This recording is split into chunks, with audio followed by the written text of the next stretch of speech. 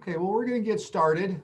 Just for the, I know all of you and you all know me, but just for the sake of the recording, I'm John Calabrese, and I'm the author of You Are the Common Denominator in Your Life, as well as Get Out of Your Own Way. And today we're going to be talking about Get Out of Your Own Way. All right, but I am going to touch on some things from the earlier book that will really help tie together what it is that we're going to be talking about uh, out of the new book.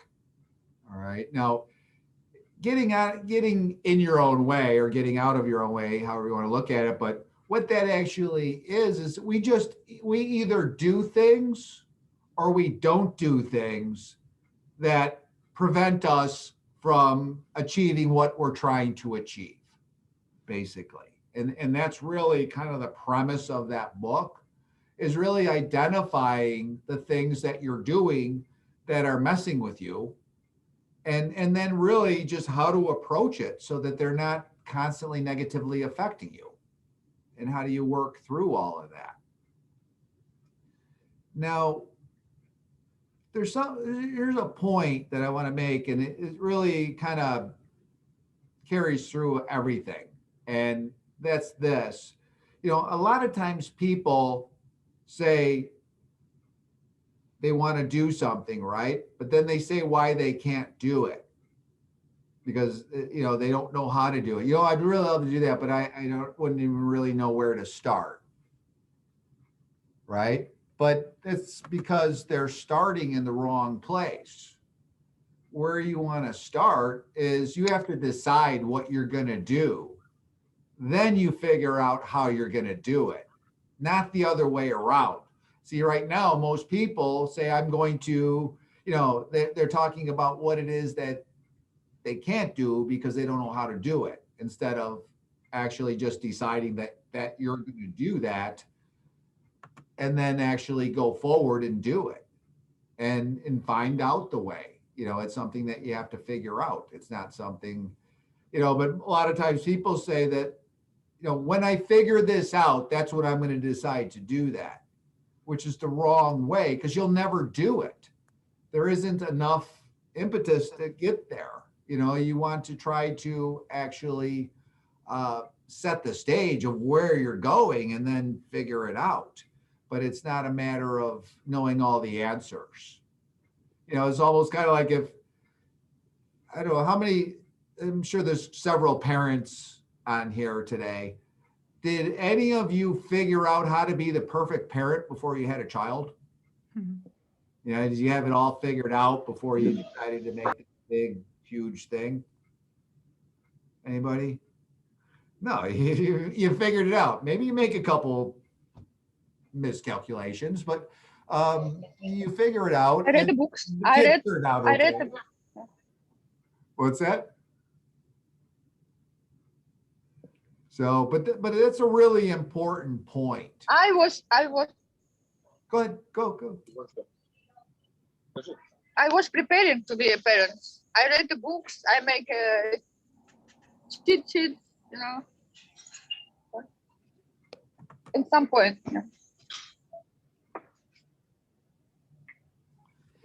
Yeah, well, but you can tell you didn't have it all figured out once they got there. And there's something. It's Steve Jobs said something that was really interesting, and he said, "Reality is a socially acceptable form of pessimism," which kind of like nails the point that I'm talking about. But I just found that to be really very true. And now we're going to start with, and this is a really important point, and it really is going to lead into the rest of the things that we'll talk about today. And that's this. It's, what is a choice? Okay. Now, a choice, you make them all day long, right? You choose whether or not you want white or wheat bread. You choose if you're going to, what route you're going to take to go to work. You choose, you make nonstop choices all day long, right? And it's a matter of really choosing to go a very positive direction with something, or choosing that something's going to happen, kind of going back to my earlier point that I was making. And, because someone says, okay, well, I can't afford it. No, you've chosen to spend your money somewhere else, like rent and food. You know what I mean? It's something important, but still, it was a choice. You might say, I have to go to work. No, you have a choice. I mean, if you don't go to work, you'll probably get fired, but it's still a choice. The only thing that's not a choice is that you die eventually. Okay. Everything else, I know everybody says, no, it's taxes and when you die. No, you don't have to pay taxes. You go to prison, but you don't have to. You know what I'm saying? Yeah, there's a consequence. Now, that goes back to, with every choice is a consequence. Some consequences are, pretty benign, but some are pretty severe. You choose to do something that lands you in prison. You know what I mean? That would be a bad choice. So it's really, everything is a choice, but they all have a good and a bad side to them. There's a good choice or a bad choice, right? But there is a choice. And so you can never say, I had to do this. No, you had a choice. He made me do this. No, you had a choice. You always have a choice. Okay. It might not, some choices bring you places you don't really want to go, but it still was a choice. So you can never say that you don't have control over yourself and what it is that you do and don't do. You can see what I'm setting up here, right? For the topic, but yeah, because it's all about your personal responsibility that you take for your choices, for what it is that you're going to, whether you go this way or that way. One of those ways is probably going to help, and one of them probably won't. Might actually make it worse, but it's still a choice. You didn't have to do that. You don't have to go to work. They don't have to keep paying you. They'll probably fire you, but you can't say that you don't have a choice. So there's very little things that you don't have a choice. I mean, there's a good and a bad outcome. So you got to figure out which choice you want to make, and there's consequences to choices, but you do have choices. And it may seem like I'm, really beating this point up, but it really is important to understand that in order for you to be able to take responsibility, because you're like, well, how is that my fault? You know what I mean? And no, you got to understand that your choices, and they add up too, the accumulative choices, like it's not a bad choice to eat a cookie. It's a bad choice to eat 10 of them every day. So, you're going to be diabetic by the end. But again, it's a choice. You could eat 10 cookies a day if you want, or you could eat one. It's really your choice and your responsibility. With choices comes responsibility of those choices. And that's a really important point. Now, this was a chapter from You Are the Common Denominator in Your Life, where I made this point about the choices. But that's why I do recommend reading that book before reading this book, because the Get Out of Your Own Way, because it really sets the stage for a lot of things and really kind of, lays out the land, and it'll make it a lot easier to delve into this book because you have that background. And it's a very easy read. I mean, I read it every once in a while, and it's actually kind of a pleasant read. It's very conversational, and it just really kind of sets the stage for this next book, though. Now, influences, programming, and curses. Are those good or bad? Anybody? Come on, join in here. I can't do all the talking. Both. What you make of it. I'm sorry? What you make of it. Okay. What else? Anybody have an opinion on this? I think curses are always bad. Not if you call them a blessing. So, that's the good word. So, because it's something that's thrust upon you, right?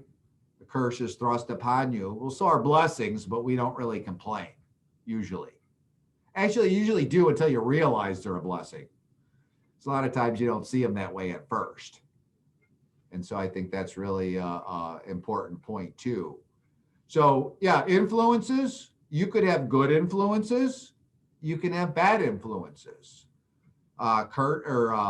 Programming, you can get good programming. You could also get bad programming. Curses, yeah, bad. But when they come in the form of a blessing, then it's a good thing. So that's just kind of the flip side of that. Now, what are influences in our life? Anybody? Family, parents. Yeah, people that are in our environment, like teachers, our parents, people we associate with. Colleagues at work. Yes. Shows we watch on TV. Yes, very much so. Both the programming and the commercials. The commercials, yeah. I mean, they scientifically figure out how to influence your brain with their advertising and with their programming. And you can see it. You see social engineering all over the place on the commercials. Oh my God, it's hard for me. That's all I see when I look at it. So they are trying to influence people in different directions. What else? There's more.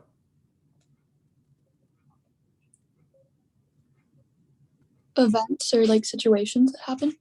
I'm sorry? Like any events that could happen. Yeah, in your life. okay. Events and experiences that will be an influence, but for it to really be a consistent influence, it's got something that happens repeatedly to you. Like a habits or environment. Yeah. I would say. So Being training martial arts, the instructors, but also the other students that I train with are influencers, right? yeah, well, because when they keep moving, you keep moving. When they're trying hard, you're gonna try to kind of keep up. We're herd animals, okay? We want to run with the crowd. It's just kind of our nature. We're very community orientated. We're very, humans just want to connect. So it's a good thing. But the problem is you also want to be accepted and you want to be approved of. And that's where you get into trouble because it doesn't really matter. Now, a couple other things, just different groups and organizations, those can be influences. There's government influences. But again, all this can be good or bad. I'm not saying that they're all, these are all good or bad, or they're all bad influences. They're just influences. So, and you could probably keep going with that list. Now, how does programming take place? How are we programmed? I mean, the simple answer starts with an R. Repetition. Yes. So, programming is whatever you do over and over and over again, usually. And Michelle, up until age 6, you're kind of in hypnosis. And you're constantly being programmed from 0 to 6.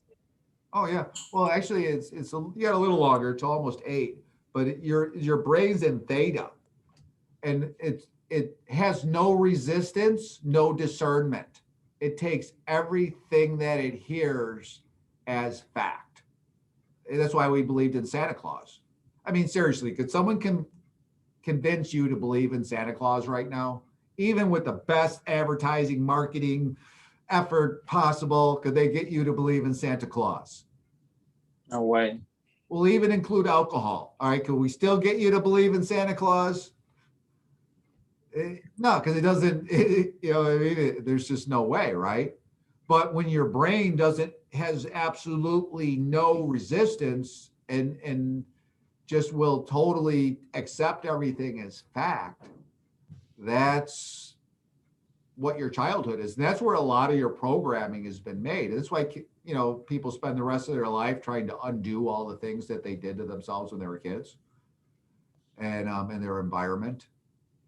Seriously, we you know, a lot of issues come from that period because you just took everything as just pure fact. And, you know, Santa Claus does not exist. And if you're still looking for your Easter eggs, you know, so it's just, you know, you believe in those things when you're little though, because, you know, it's just one of those things that you just have no capacity to resist. And that's pretty, it's really, I think of that as really powerful because anytime I talk to a child at that age, I think about that. You know, I don't want to say something that would be in any way harmful to them long term, you know, because they took that information in. You know, it has to be, you know, even teaching the kids classes, right?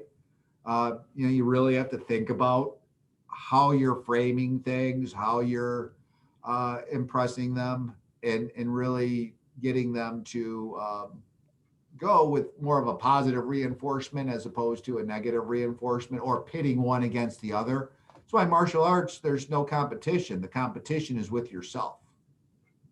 All right. How high the person next to you can jump has no bearing on how high you can jump, and no relevance at all. So it's really, I think, kind of a that's really an important point. You know, it doesn't matter how much money somebody else makes. It only matters how much money you make. It doesn't matter how healthy someone else is. It only matters how healthy you are. You know, you got to kind of start with yourself and then bring that good stuff out to those individuals that you're worried about. You know what I mean? So it really gives you that ability to actually make a difference, but you have to make a difference within yourself. You know, when I was a teenager, you know, I told my instructor I wanted to be an instructor and I wanted to teach. And he told me that I should practice harder because I need to have something to teach and something to bring to the table. You know, so, you know, just said, yeah, make sure that you know, have something of value, have some ability so that you can truly help people. But it's good to, you know, have that as a goal. Now, curses. What are we talking about when we go into curses? It's not what you think. Is it self-talk?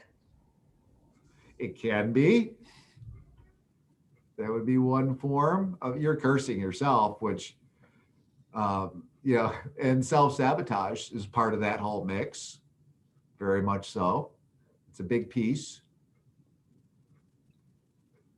Now, let me give you an example.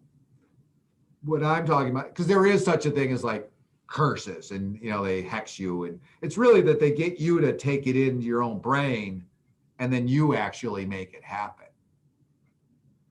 You know what I'm saying? It's like, you know, they plant that seed in your head. And I'm not an expert on curses, and it's not even really where this chapter goes in the way of curses. Because what I'm really talking about is, let's say you smoke cigarettes and your spouse every 5 minutes goes, you know, if you don't stop smoking cigarettes, you're going to get lung cancer and die young.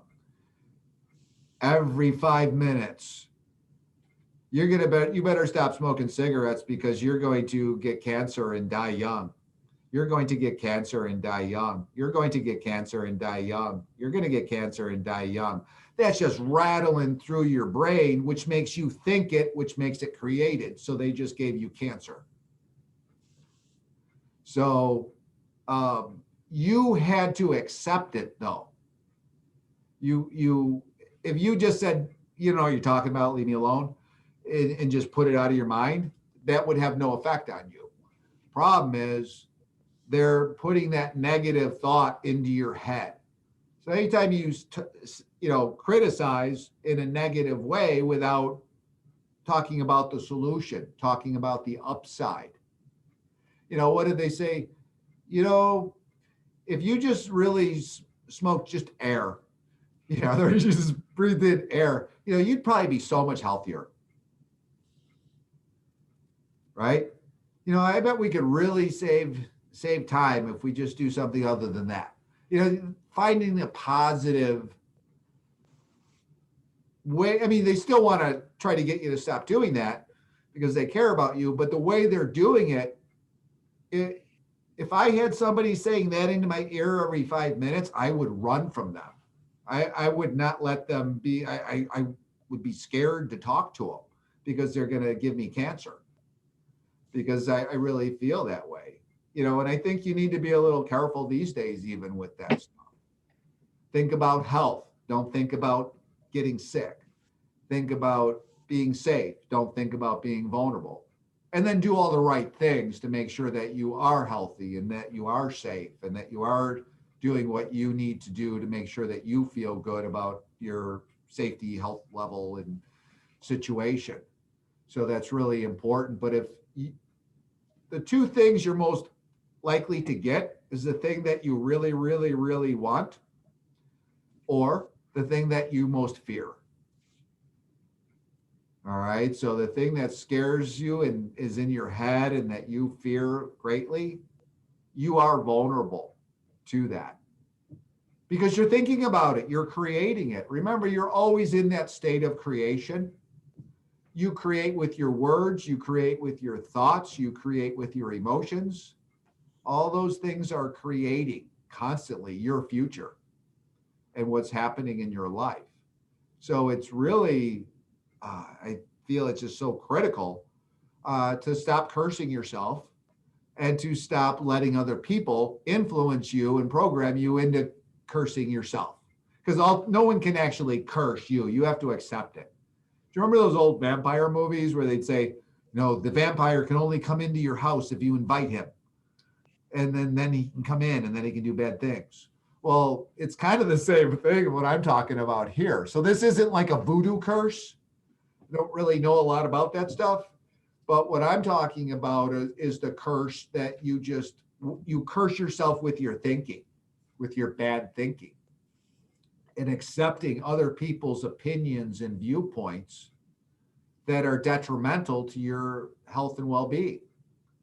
So it's something where you have to be able to really take a high level of responsibility as to what information you accept, what information you don't, and what influences and programming that you allow yourself to be around and put yourself in that situation. Now, does anybody have any comments or questions? I want to make sure this is supposed to be a discussion, so I can't talk the whole time. I'm going to let you guys chime in. When you find yourself thinking those negative thoughts, how should you, is it reframing them or is it putting them out of your mind? Like, how do you deal with them? Say cancel, which Okay. reverses it, and then state that in a positive way. Restate what you were saying. In other words, if you were saying, oh man, it's going to rain today and it's going to ruin our event and this is going to be a nightmare. Instead of creating that, you just go cancel. You go, oh, I so hope the sun comes out. That's going to be so great when the sun comes out and it'll be really warm and we'll be able to do all our activities and everything's going to go really, really good. You know what I mean? Have that be what's running in your head. And there's no guarantee that's going to stop the rain, okay? But there's a way better chance, way better chance than if you just sit there and command it, you'll turn into Thor. Yes. How it's working? It's universe listeners, universe heard what you're thinking. How it's working? or our energy is enough, our energy to do it. Also, we need to be together with the universe to quickly, some wishes, to make connected with universe, maybe meditation more. I don't know. Okay, yeah. How it's working. How? Yeah, no, I definitely. I mean, meditation is really good, but the one thing, if you're really chewing on something and it's bad, you can't get this stuff out of your head, meditating isn't a good plan because now you're going to be hyper focused on that negative thing. It's going to be in there and you're going to meditate on that negative thing. So you're actually, kind of cursing yourself. Some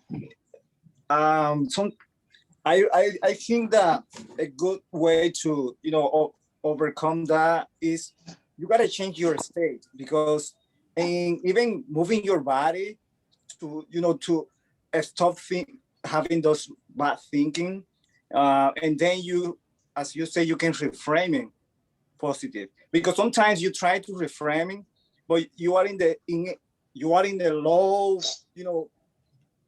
in the low mode, in bad state, and your mind gonna be look is BS, But if you change your state, you start moving, then your body is in that energy, and then your thinking gonna be more positive.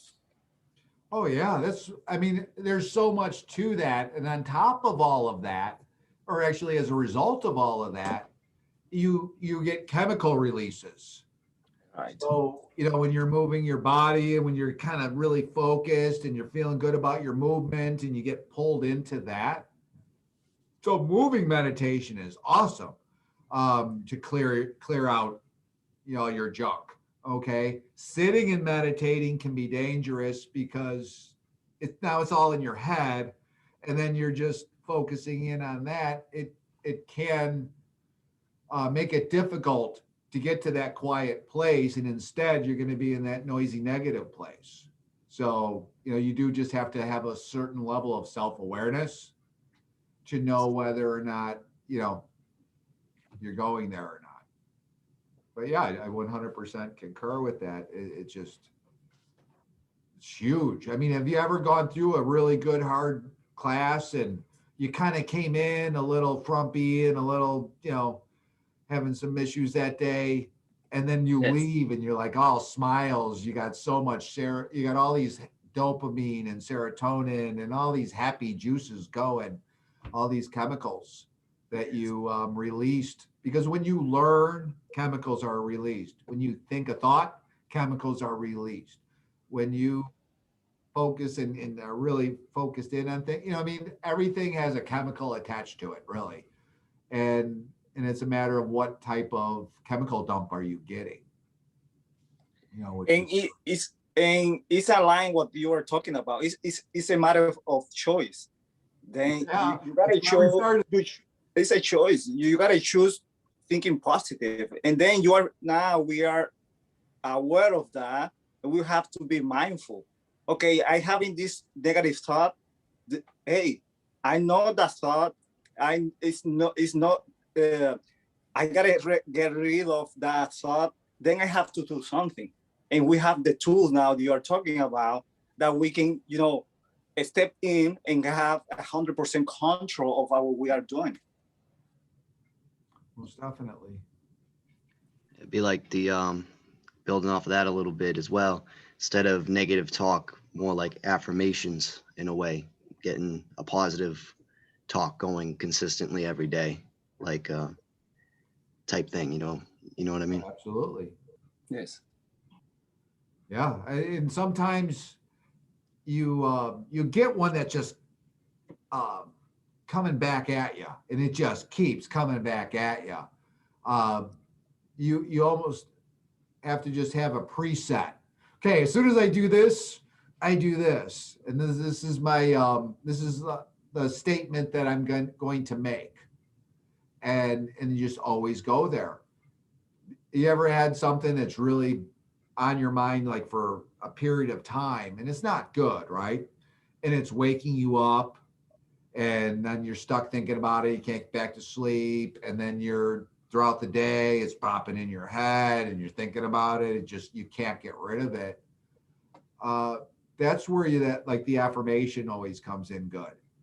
Just do a cancel, and then replace it with an affirmation and just keep saying that until you fall asleep or until you think about something else. But, there are ways to train the mind or actually just keep it busy and distracted from what it wants to do and set it on something that's going to be beneficial. So yeah, definitely. And, but especially if you got that reoccurring one, you almost have to have like a preset affirmation for that. Cause as soon as it pops in, you got to push it right out. So I have a question. One of the things that I've done, I guess my question is around because I haven't necessarily known why this worked before, but I think that I'm now seeing why it works. So with my kids and at meals, we sit down and at the beginning of the meal, we go around and say what we're grateful for. Just one thing today. In general, just today, like it can totally be your choice, but starting off the meal on a positive.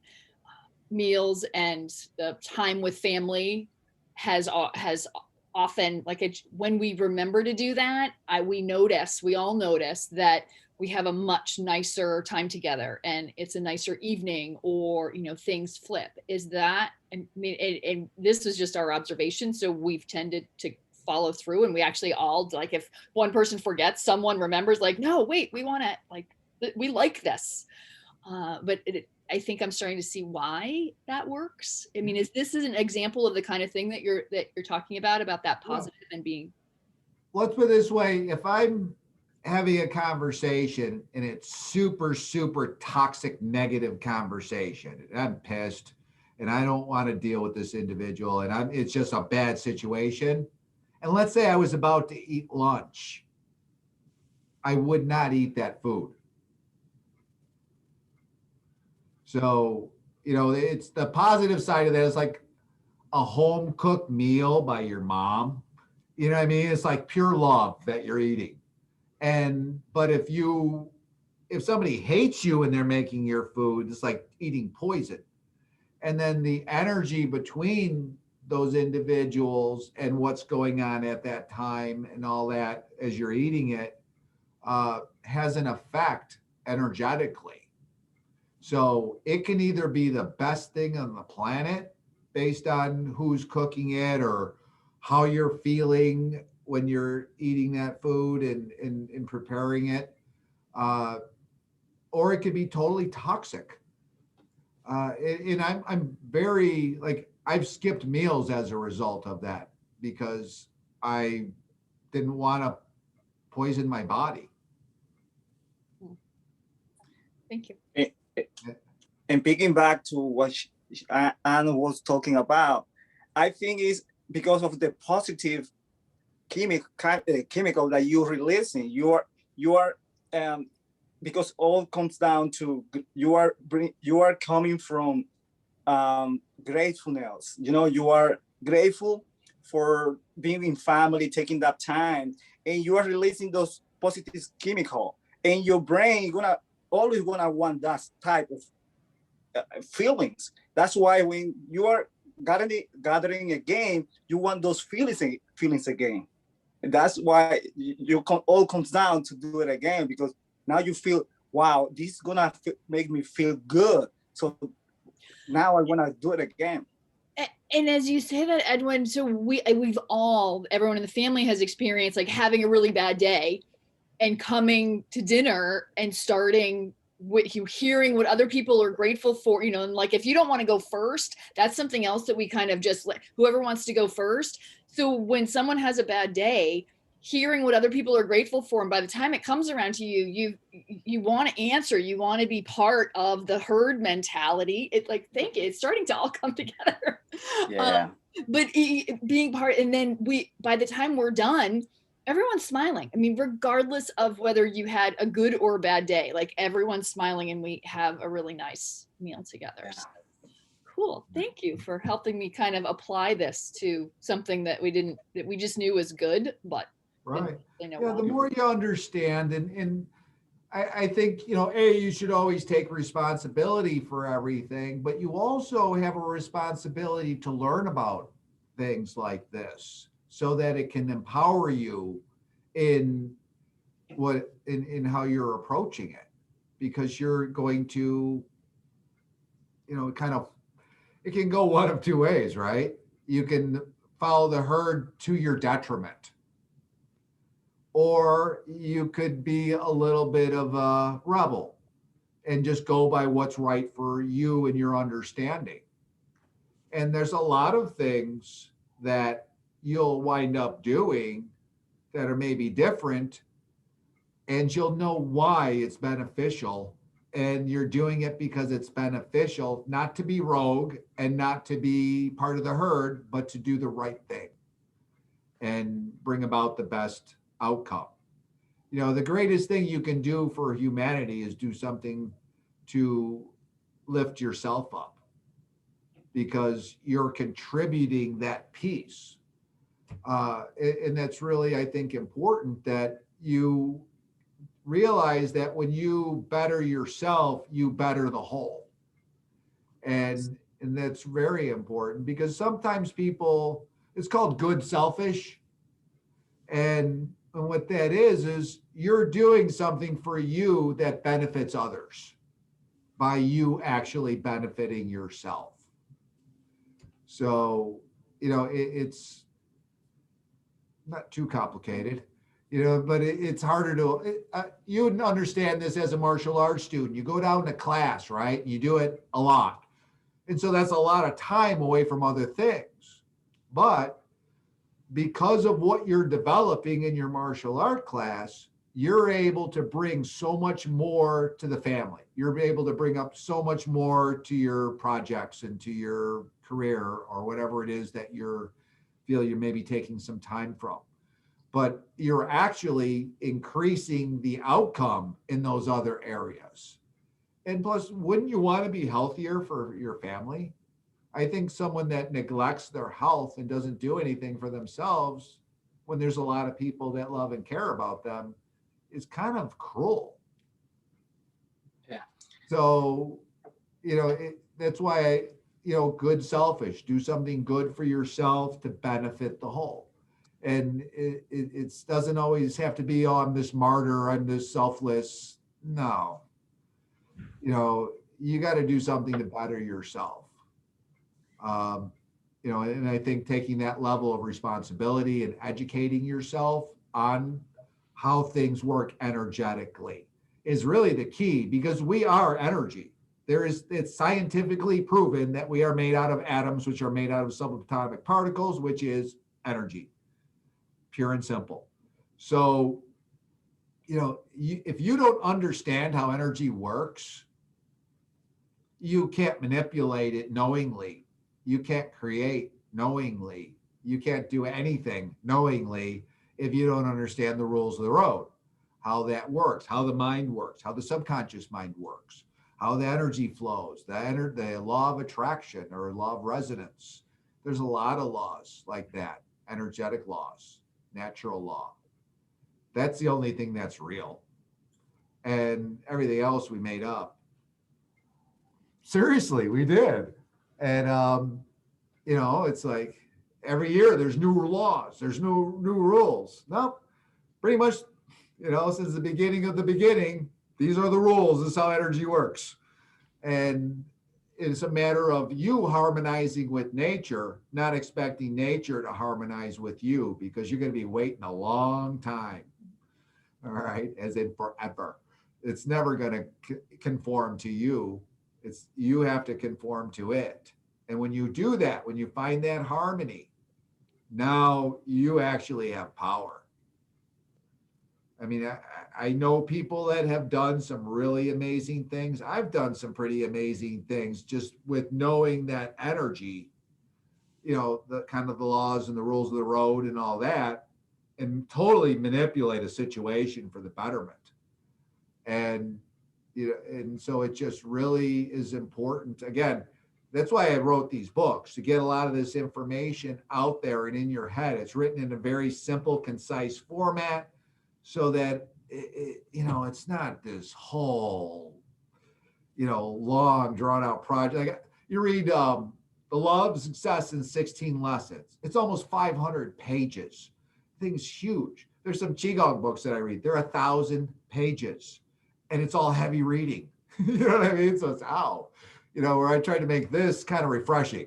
So you'll be able to read it. You'll be able to feel good reading it. It's simple. It's not taxing your brain much. It's, written in a real simple way, not too many big words, but really trying to simplify complicated concepts, I guess. Try to take a lot of complicated information and break it down to being more of a simple view of it, and still getting it all, but it doesn't have to be that complicated. You know what I mean? Sometimes the right examples can crystallize a concept way faster than the actual explanation of it, because it was a picture for you to see and you to be able to realize.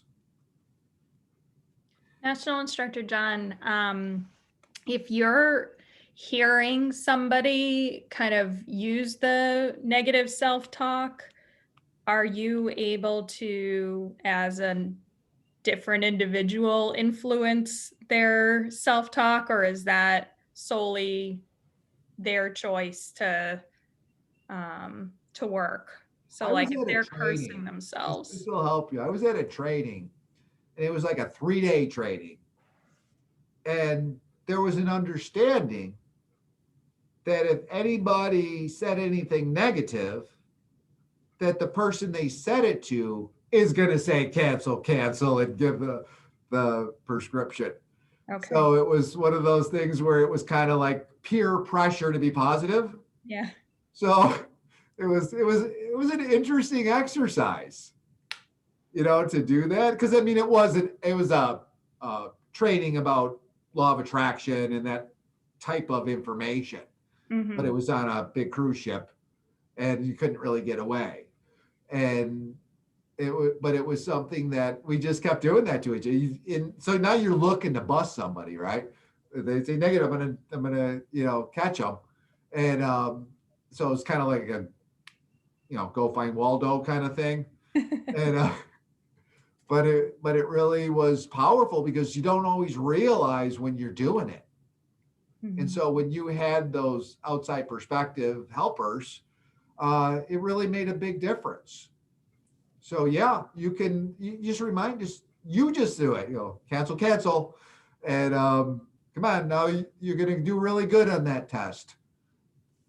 That type of thing. Because, maybe your daughter's going, oh, I'm going to fail my test today. And cancel. You're going to do fantastic on your test today. Just reframe it for her. And, but it's, yeah, you definitely can do that. Okay, thank you. And it'll be it'll be a good way to say, like, okay, cancel, you're gonna do good. But if they don't want to change, because all can call down to if they want to change, how we can influence in that. Are you talking about a wholesale make changes in themselves, or just in that particular situation they're being stubborn? Yeah, and let's say that he's negative about he doesn't feel like he's good enough to pass the test. But I believe he have all the ability. I can say, no, you're gonna cancel. You're gonna pass the test because you are good. You work hard. But he doesn't believe it. So Here's where I would go with that. If somebody's doing, this is what I was talking about just a few minutes ago when I said it's so critical that you educate yourself on how energy works. Educate how your mind works. Understand how your words affect your reality. Understand how your thoughts affect your reality. Knowing that information, they can't really put much up of a fight. Exactly. Okay. Because you can go back and say, yeah, because you're creating that. And you have Yes. just as much power to create a passing score as you do for a failing score. So my question to you is, why are you choosing to fail? Yeah. What good is that? Why are you doing that? Stop it. I can't believe you're doing that. Yeah, you kind of creating make they have leverage, like something. Think about something painful that it gonna be as a result of the way that I'm thinking now, right? Instead of if they start thinking positive, they're gonna have more wonderful outcomes, right? Right. Well, I'll tell you, just thinking positive is a good place to start, but some people think that's like the whole game.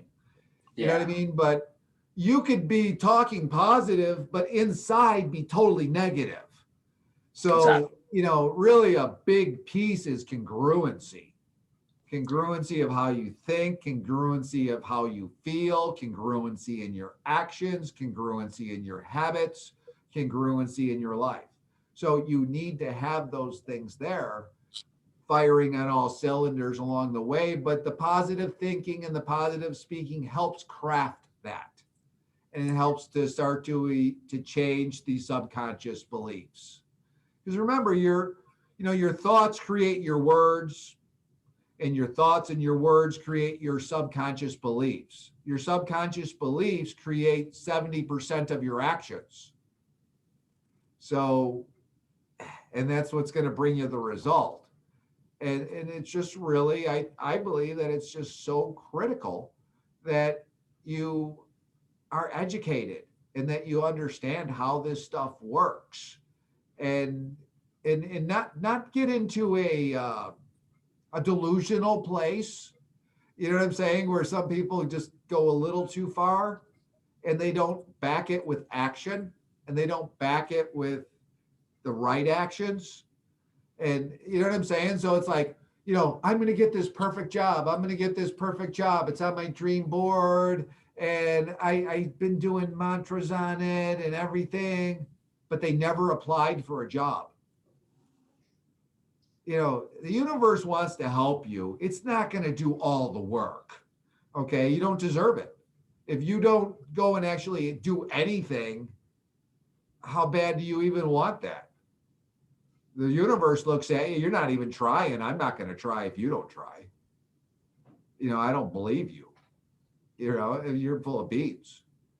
And so, having that place where you're coming from, you believe what you're saying, you're doing the work, you're doing the action steps, you're really following through. I kind of feel like a lot of the things that you do when it comes to the law of attraction and the mind stuff, that's just like the secret sauce. You still have to do some stuff. You know what I'm saying? But it's kind of like the little magic pixie dust, it's going to drop on your project and make it become awesome.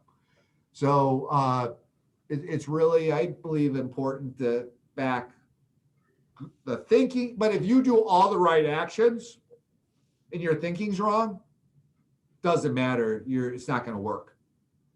Only if your thinking is right and your actions are, let's say your thinking is right and your actions are wrong, you got a good chance it's still going to work. Okay. If your thinking is right and your actions are right, oh yeah, home run. Okay. So, but when your thinking is wrong, it's done. It's a dead deal. It's going nowhere because it's like a counter intention. You're saying, I want this, but at the same time, you're saying, but I can't have it. So they cancel each other out.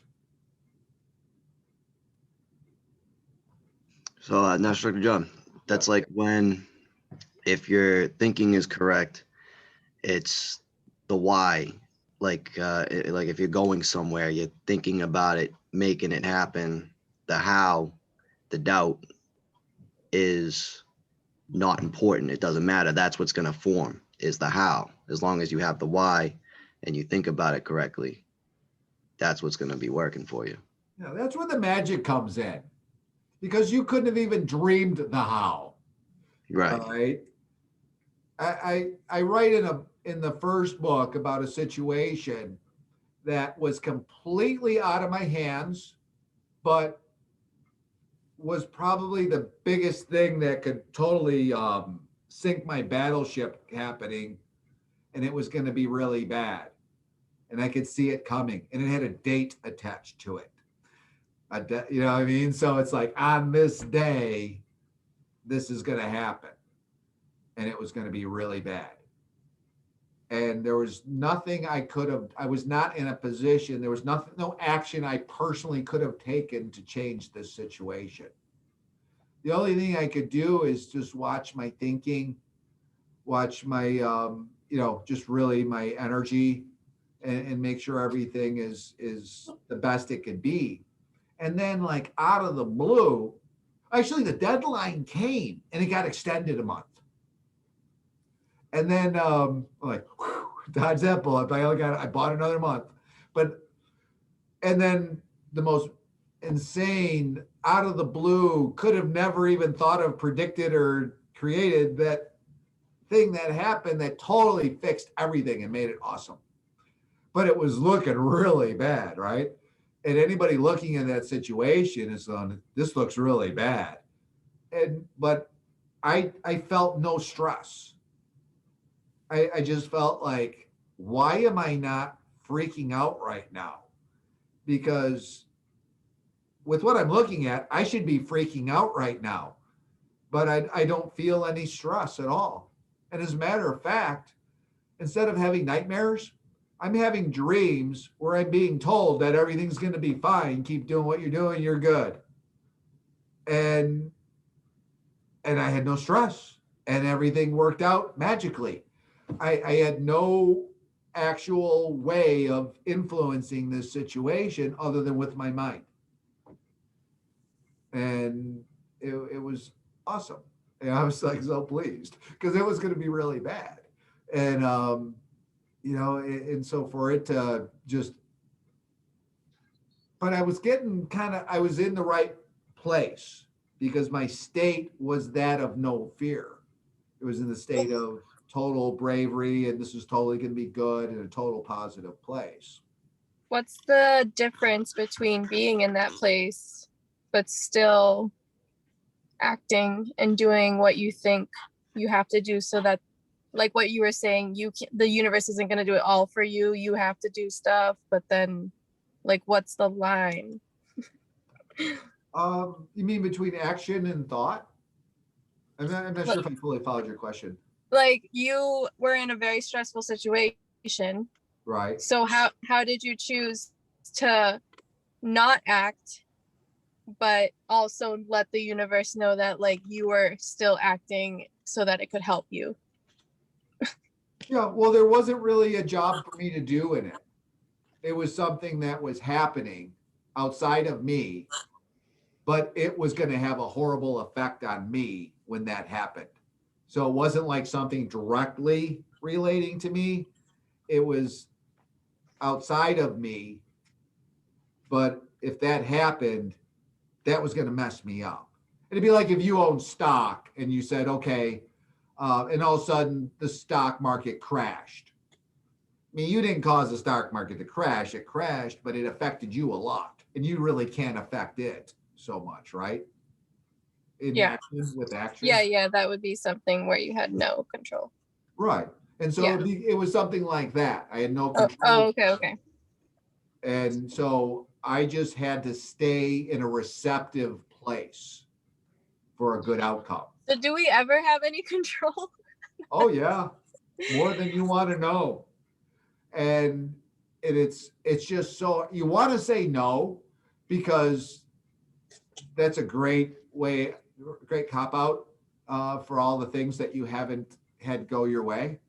But I mean, there's a direct correlation between your state, you're in the frequency of you being in that state, or how often, and how much time you spend in that state. There is an effect in your reality from that. And as much as you want to say there's not, and I wish I could, but I can't, it really does work that way, and I have to accept the responsibility for it. And sometimes you just want to be pissed. Sometimes you just want to be sad. You just want to let those emotions run wild. I'm not saying it's a good idea, but But sometimes people find comfort in their negative stuff and they got to pull out of that. And that sometimes is a little bit challenging because you're just, it's too easy to go there. You know, you got a hair trigger on your temper. Yeah, I was gonna add to that earlier when you were talking about the cancel, say what you do want, or something positive. To kind of look at it as if you're alchemizing the energy from the negative into something positive with like compassion and acceptance. And then that way it really cancels that energy and Yes, it you can are. be. I What? say that you are doing that when you do that. And, you know, the other thing. Yeah, just to have that in mind instead of just like kind of going toward an avoidant suppressant kind of way of I don't want that negative, because that just ends up building up in Well, a you bad can't way. get rid of anything. Right. So the alchemizing is like Yeah. ideal. Oh, absolutely. And when you do that, it's just really important to, you know, create what it is that you want. Because you're gonna, if you get, you know, kind of a crap sandwich, okay, you created it. You know, life gave it to you, but you created it. You asked for it. And so it's just really important to be aware and really, you know, just kind of feel out what's going on. I mean, you got to, sometimes you got to stop and look and go, how's my life going? How are my things going? How am I creating that? Or what am I doing? Or what could I be doing differently regarding all of those situations? And, you know what I mean? And it's just a matter of a self-awareness. You know, that's a word I go to a lot because it's so critical. Everything. It's making me think of acceptance as well, kind of like accepting where you are. I'm thinking this whole time of the Titanic, actually, like the people who were on that boat, like plenty of people panicked the whole time the ship sank. There's nothing they can do about it. Everybody didn't have anything they could do about it. They were on the boat, but some people, like, you accept it, you calm down, you come up, or something happens, lifeboats, you know what I mean? I'm thinking of this, the boat is like a metaphor of what we're talking about, and kind of like if you're in a situation that you can't control, accepting that is like is a good step to take. If Well, the nothing. reason for that is because you're dropping resistance. That's what makes that work. But when you're trying to create a receptor for something positive instead of being a receptor for something negative. And there is a law for that. What you resist persists. So we got to be mindful of that. Yeah, resistance is a problem. Okay, so you definitely, because you feed the fire that's burning you with resistance. And it's hard to do it. It's hard, but it's a skill that you can learn. So it's all about what you want, and you can get to the point that you can, decide. Hey, I don't want to determine that my past or my situation doesn't determine my future. So I gotta decide what to focus on to moving forward. Absolutely. You know, and here's another thing, talking about really hard things to do. In order, let's say that you have some momentum with a person, okay, and it's negative momentum, and you're trying to, and the way they're being is really causing a lot of strife.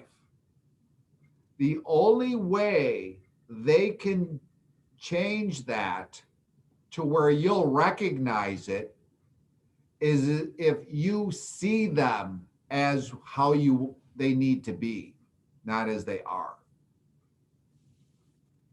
Okay, so, and that's really, really hard sometimes. Okay, in other words, you think this guy's a total jerk. Everything he does is about being a jerk. he's just a jerk. I can't see him any other way. He was probably born a jerk. He's probably going to die a jerk. He's a jerk. Okay, that's your position. Okay, now he's trying to not be a jerk. You will always see him as a jerk unless you make the conscious decision to accept it, to see him even as he's not. He hasn't like fixed it yet. He's still a jerk. You have to see him as not being a jerk in order for you to ever change how you view that person and think and kind of remove that. I find that to be extremely difficult, but when you can pull it off, it's really good. It works, but it's like not the easiest tour. All right. Well, we're going to wrap up, but just wanted to just kind of tie it all together. We have choices. Okay. Everything we do is a choice. There's no such thing other than dying. There is no such thing as a choice, anything that's not a choice. Okay. Those choices you have to take responsibility for. You know that you have influences, you have programming coming at you, you have people cursing you. Just like the example, if you keep smoking that cigarette, you're going to die and you're going to get cancer and die. And you just keep repeating the fact that you're going to die until it's in your head and it's spinning around and then you die. Okay. So, because you created it. So that's a really important point. And then just really take responsibility and educate yourself. And don't educate yourself in the sense of normal education. You can do that, that's fine, but that's not going to help this. What you need to do is be reading books like, Think and Grow Rich, or The Magic of Believing, or You Are the Common Denominator in Your Life, or Get Out of Your Own Way, or, those Law of Success in 16 Lessons. Can't quite make that out. Edwin, if you put it really close to your face, is one of the tricks. There you go. Oh, that's a great book. I can't see it. What is it? The 4 Agreements. Oh, I have the book. Look, Actually, I have it here. that's what it was because I recognized the corner of it, the artwork. Yeah, it's on my bookshelf. All right. Now we're going to wrap up. So was there any final comments, questions, thoughts? Thank you. I want to say thank you. Very helpful, conversation here. Very, very good. Absolutely. Thank you. This has been Thanks, great. Vanessa. Thank you, Michelle. Thank you. Well, hope everyone gets something out of it. But just so you know that the pre-release of the book is on sale on the website on growthisadecision.com and bmsproshop.com. And you could also get like a hardcover copy of You Are the Common Denominator in Your Life with the pre-release. In other words, it's going to come out in June. You save $5 buying it now and then receiving it then. You get the first edition. So that's available, or you can just straight up just order the pre-release and it'll come in, and then you'll be the first ones with your books out the door to you. So, but I would definitely recommend reading these books and other books similar to that, and different audios, different programming. It just helps keep your mind in a positive thought, kind of train of thought. And so you don't have time. There's only so much time in the day. So if you spend 100% of your time deliberately thinking about good things, there's no room for the bad things. I would add for everyone to really go through the things that they follow on their social media accounts and like do a huge just weeding of all the things that you don't want to influence you or stuff like I that. delete those people. Yeah, me too. When it shows up on my Facebook and they put anything I don't like, I delete them. Or mute them if you don't want to like start anything, but I unfriend them. I mean, I do too, but not everyone is like us,